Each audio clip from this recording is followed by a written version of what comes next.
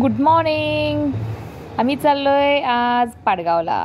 तर बघा, आमच्या इथे पाडगाव बहुतांश सगळ्यांना माहीत असेलच. पाडगाव तर खूप सुंदर असं परिसर आहे हा. खूप म्हणजे बघू शकता तुम्ही, व्हिडिओमध्ये तुम्हाला दिसतच असेल किती ग्रीनरी आहे. इतकं सुंदर वाटत होतं, इतकं मनाला इतकं शांत वाटत होतं आणि इतकं अजिबात वर्दळ नाही, अजिबात कसलाही गोंगाट नाही किंवा काही नाही. अतिशय शांतता. असं हे ठिकाण म्हटलं तरी अजिबात हे वाटणार नाही. आज काही कामानिमित्त मी आज पाडगावला चालले होते. तर तुम्ही बघू शकता, जाताना मी थोडंफार शूटिंग केले तुमच्यासाठी. तर ते बघा तुम्ही, इतकं छान वाटत होतं ना. अगदी ही ग्रीनरी बघून इतकं मनाला प्रसन्न वाटतं आणि इतकं हॅपी होतं, सांगू शकत नाही मी.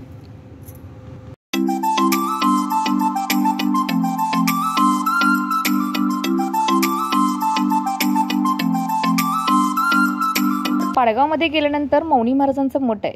पाडगावमध्ये गेलो आणि मौनी महाराजांचं दर्शन नाही घेतलं असं होतच नाही. तर तुम्ही बघू शकता, मौनी महाराजांच्या मठामध्ये आम्ही गेलो आहे.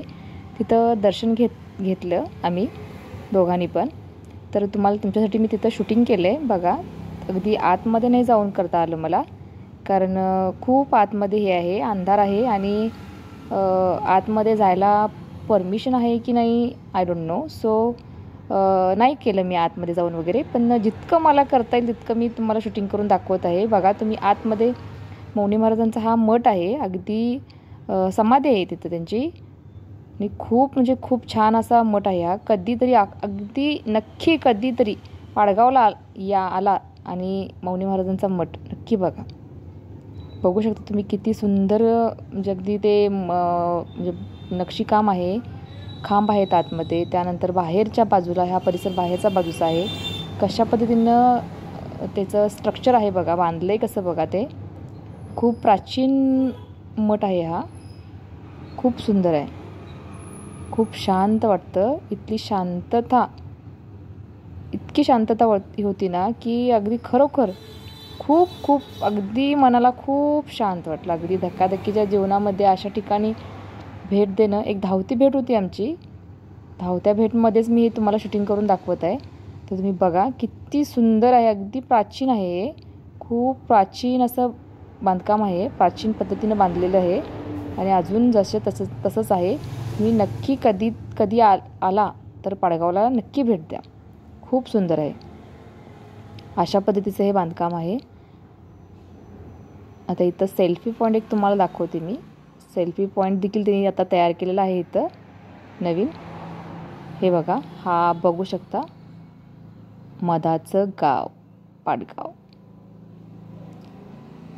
मधाचे गाव पाडगाव, त्याचं शूटिंग इथंच झालं असावं कदाचित. तर आता परतीचा प्रवास बघा.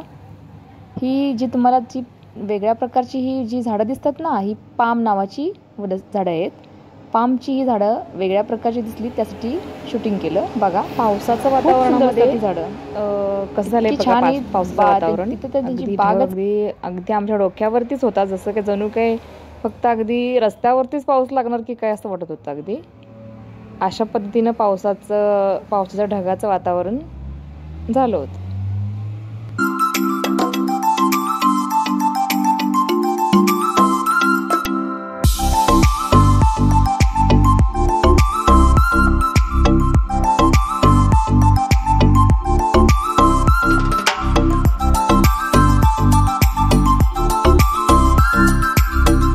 सुंदर असं घर लागलं. बघू शकता तुम्ही किती सुंदर दिसते.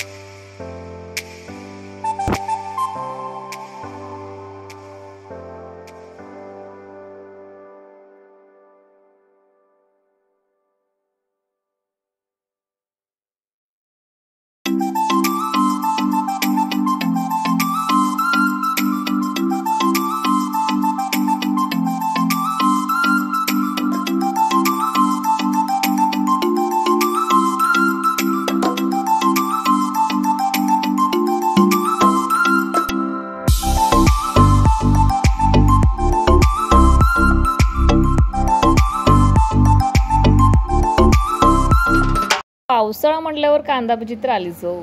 त्यामुळे कांदा भजी मस्तपैकी कांदा भजी खाते मी.